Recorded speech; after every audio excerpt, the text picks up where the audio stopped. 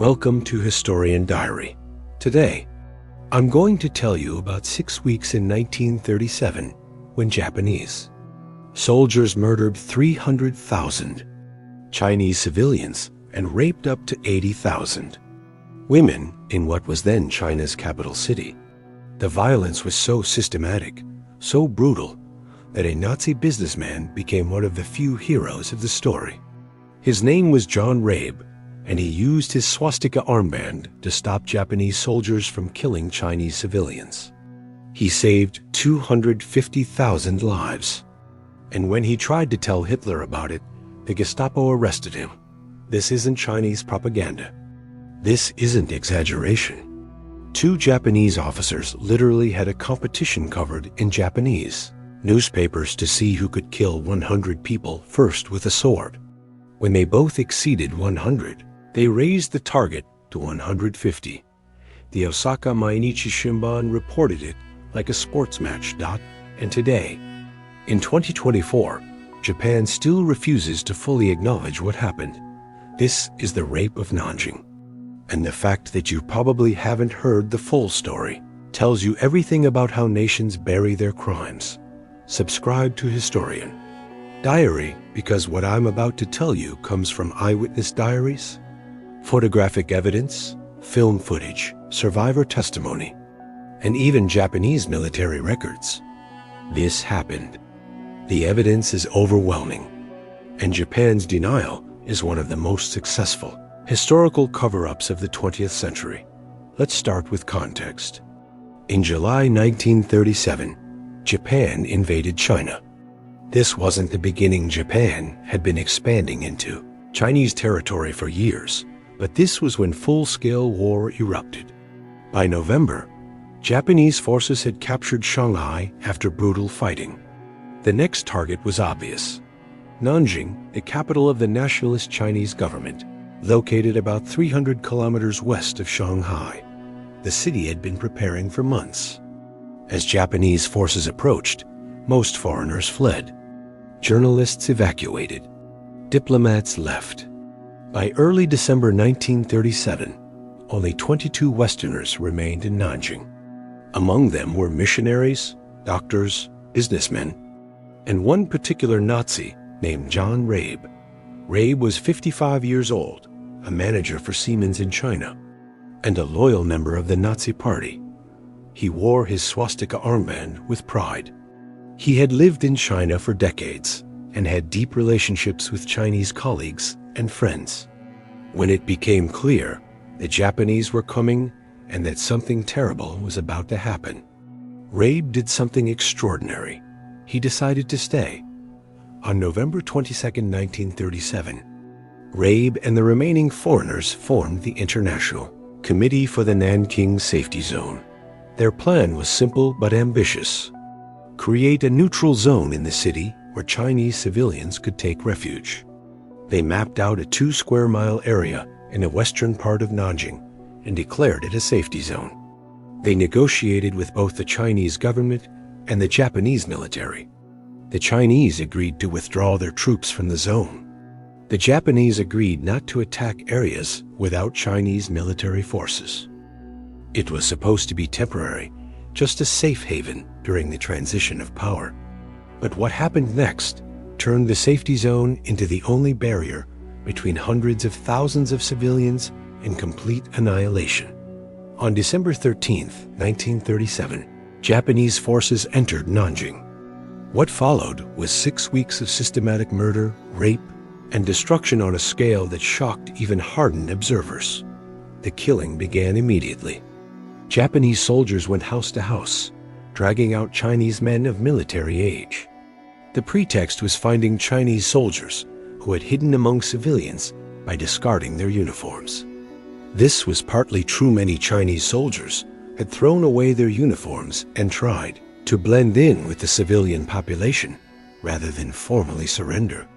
But the Japanese response wasn't to identify and capture these soldiers. It was to execute anyone who might be a soldier. And the definition of might be was deliberately vague. Young men were lined up and shot. Older men were stabbed with bayonets.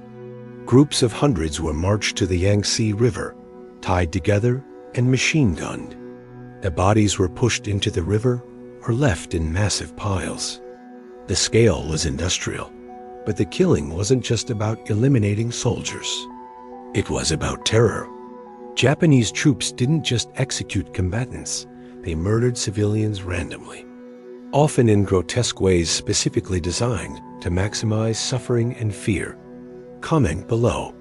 At what point does military occupation become genocide? Where's the line? Let me read you something from John Rabe's diary, December 13, 1937. It is not until we tour the city that we learn the extent of destruction. We come across corpses every 100 to 200 yards. The bodies of civilians that I examined had bullet holes in their backs. These people had presumably been fleeing and were shot from behind. That was day one. Minnie Vautrin, an American missionary who ran Jinling College, wrote in her diary on December 15th, "The Japanese have looted widely yesterday and today, have destroyed schools, have killed citizens, and raped women." 2 days in, and the pattern was already clear. This wasn't a military occupation. This was systematic brutalization of a civilian population. The rape started immediately and continued for weeks. Conservative estimates say 20,000 women were raped. Other estimates go as high as 80,000. Vautrin wrote on December 16th, 30 girls were taken from the language school last night, and today I have heard scores of heartbreaking stories of girls who were taken from their homes. Last night, one of the girls was but 12 years old. Tonight, a truck passed in which there were 8 or 10 girls, and as it passed, they called out, "Ju Ming, Ju Ming, save our lives." The next day, December 17th, she wrote, "I know not where to begin nor to end. Never have I heard or read of such brutality. Rape. We estimate at least 1,000 cases a night and many by day. 1,000 rapes per night. In a safety zone supposedly protected by international law. And that's just the cases they knew about." Japanese soldiers didn't hide what they were doing. They raped women in front of their families. They raped elderly women. They raped children. They gang-raped victims and then killed them. The sexual violence wasn't opportunistic. It was systematic and public, designed to humiliate and terrorize the population. The Safety Zone Committee filed 450 formal complaints with the Japanese embassy, documenting specific cases of murder, rape, and looting. Each complaint included details, names, addresses, dates, descriptions. The Japanese embassy acknowledged receiving them. They did nothing. Subscribe to Historian Diary for more history that challenges. Comfortable narratives about the good guys and the bad guys in World War II.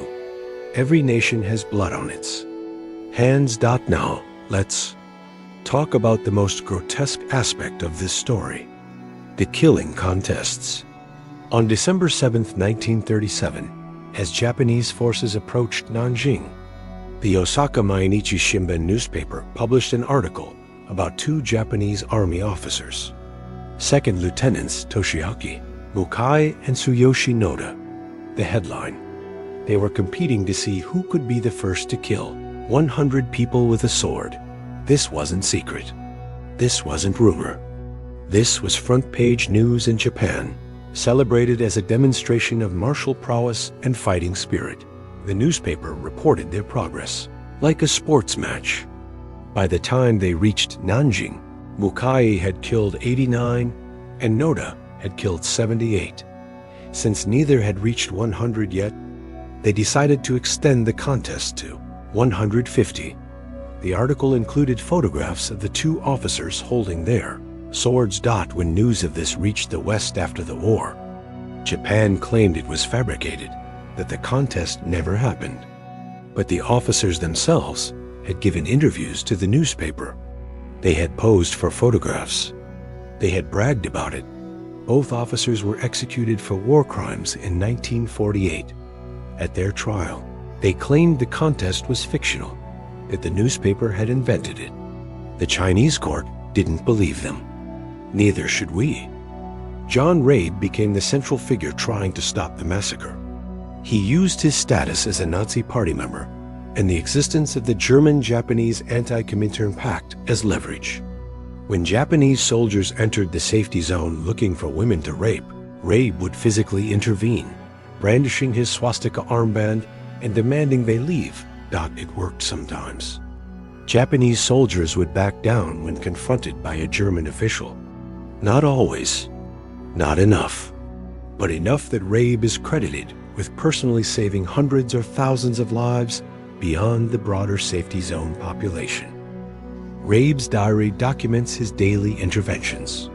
December 17th. Tonight I had to run about trying to stop 3 Japanese soldiers from raping a woman in the safety zone. December 22nd. I must have saved about 50 women today from being raped. January 3. Went to the Japanese embassy to complain again about the rape of women in the safety zone. The safety zone itself sheltered about 250,000 civilians in a space meant for maybe 50,000. People were packed into buildings, courtyards, gardens.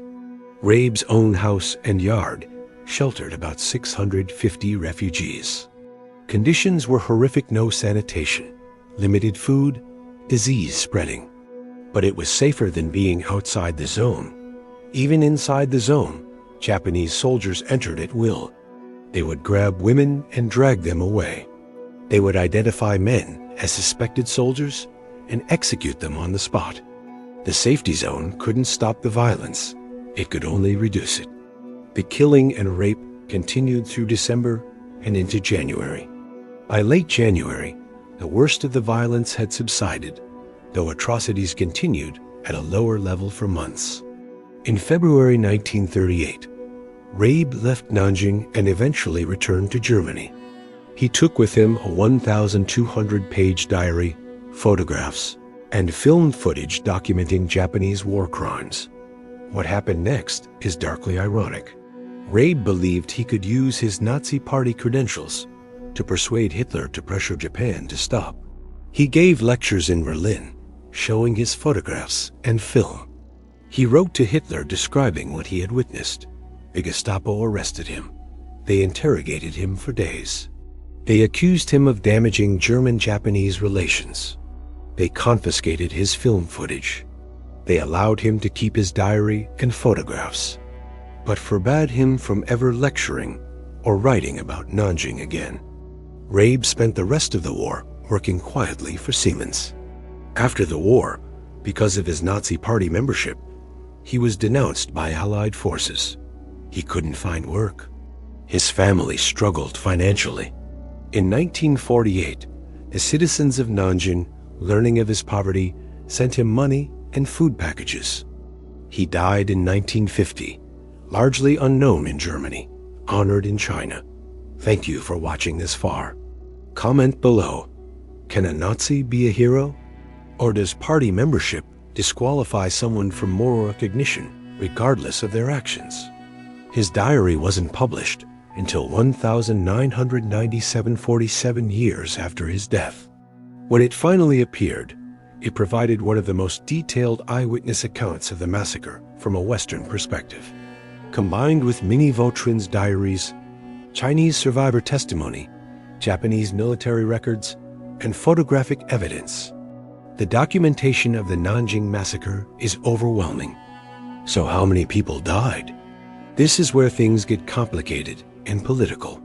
The most commonly cited figure is 300,000. Which comes from the International Military Tribunal for the Far East, the Tokyo War Crimes trials held after World War II. The tribunal examined evidence and concluded that approximately 200,000 civilians and prisoners of war were murdered in Nanjing and surrounding areas during the first 6 weeks of occupation, with the total reaching 300,000 over several months. Japanese scholars and some Western historians have challenged this number. Estimates range from as low as 40,000, which would still be a massive atrocity, to as high as 350,000. The debate is fierce and politically charged. Here's what isn't disputed. By serious historians, large-scale massacres occurred. Systematic rape occurred. The violence was deliberate, not accidental collateral damage. Japanese military leadership knew about it and didn't stop it. In some cases, they ordered it. Prince Yasuhiko Osaka, a member of the Japanese imperial family, serving as a commander in the Nanking campaign, issued an order to kill all captives before the city fell. The commander of Japanese forces, General Matsui Iwin, was convicted of war crimes at the Tokyo trials and executed in 1948. His conviction was specifically for the Nanking Massacre. Lieutenant General Tani Hisao, who personally participated in murders and rapes, was also executed. But here's where Japan's historical denial becomes important. While individual commanders were punished, Japan as a nation has never fully acknowledged or apologized for the Nanking Massacre. Japanese government officials have made vague statements of remorse over unfortunate events during the war, but they've never officially recognized the scale of what happened or accepted responsibility. Worse, Japanese nationalists actively deny the massacre occurred. They claim it's Chinese propaganda. They argue the death toll is vastly exaggerated. They say any killings were legitimate military actions against Chinese soldiers disguised as civilians. Some claim the entire event was fabricated. These aren't fringe voices. In 2006, Japanese ultranationalist Hideaki Kase said, "It is impossible that the Japanese army killed 300,000 people, as the Chinese claim." In an utter confusion, I'm not denying that our army, unfortunately, killed, 1,000 or 2,000 civilians. The Chinese are notorious for stealing or killing their own countrymen in such a chaotic situation. This denial is enshrined in Japanese education. Japanese textbooks either minimize the massacre or describe it in vague terms as the Nanking Incident, where many Chinese civilians were killed. Students learn that the number of deaths is disputed without being taught that the dispute is between 200,000 and 300,000, not between 2,000 and 300,000. Political tension this creates is enormous. Every few years, a Japanese politician denies the massacre or visits the Yasukuni Shrine, where convicted war criminals are honored, and China responds with outrage. The cycle repeats. Relations deteriorate. No progress is made. China has built massive memorials. The Nanking Massacre Memorial Hall, expanded in 2006 at a cost of $75 million, receives millions of visitors annually. The memorial explicitly states 300,000 people were killed. For China, the massacre is a cornerstone of national memory and a symbol of Japanese aggression. For Japan, acknowledging the massacre fully would require confronting uncomfortable truths about imperial expansion, military culture, and the behavior of Japanese soldiers during World War II. It would mean admitting that Japanese forces committed atrocities comparable to those committed by Nazi Germany. And Japan has largely chosen not to do that. The irony is staggering. The Nazi who tried to stop the massacre is honored in China and forgotten in Germany. The Japanese soldiers who committed the massacre are either denied by Japan or described as aberrations rather than representatives of systematic military policy. American author Iris Chong brought the Nanking Massacre to Western attention with her 1997 book, The Rape of Nanking, The Forgotten Holocaust of World War II. The book became an international bestseller and sparked renewed interest in the massacre. It also brought fierce criticism from Japanese nationalists who accused Chong of bias and exaggeration. Chong spent years researching, interviewing survivors, examining Japanese military documents, and fighting against decades of historical denial. The psychological toll was severe. She suffered a mental breakdown and died by suicide in 2004 at age 36. Some have speculated the emotional weight of her research contributed to her death. Her book remains controversial in Japan. It's been criticized for some factual errors and for relying on sources later questioned. But the core of what she documented, that Japanese forces committed massive atrocities in Nanking, is not seriously disputed by historians. With access to the evidence, the last survivors of the Nanking Massacre are dying. They're in their late 80s and 90s now. Every year, fewer remain to give testimony. And with their deaths, Japan's denial becomes easier. When the survivors are gone, Japan can more easily claim the stories were exaggerated or fabricated, but the documentary evidence remains.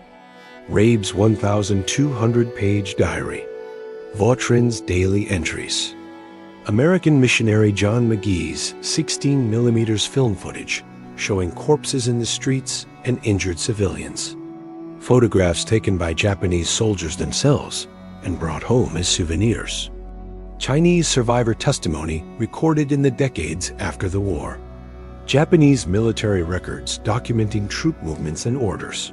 The evidence is overwhelming, and the denial is calculated.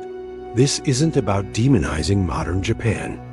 Contemporary Japanese citizens aren't responsible for what happened in 1937, but they are responsible for how their country remembers it or refuses to remember it. Germany offers a stark contrast. Germany has confronted its Nazi past with brutal honesty. German school children learn in detail about the Holocaust, about Nazi atrocities, about German responsibility. Holocaust denial is illegal in Germany. The culture of remembrance is thorough and painful and necessary. Japan has not done this with its imperial past, and the result is that the Nanking Massacre remains a source of tension, anger, and political conflict 87 years later. The survivors deserve better. The 300,000 dead deserve to be remembered accurately, not minimized or denied. John Rabe's heroism deserves recognition beyond China. Minnie Vautrin's courage. She suffered a mental breakdown from what she witnessed and died by suicide in 1941 deserves to be remembered. And we deserve to know the full truth about World War II, including the parts that don't fit comfortably into narratives about Allied righteousness and Axis evil. See you next time on Historian Diary.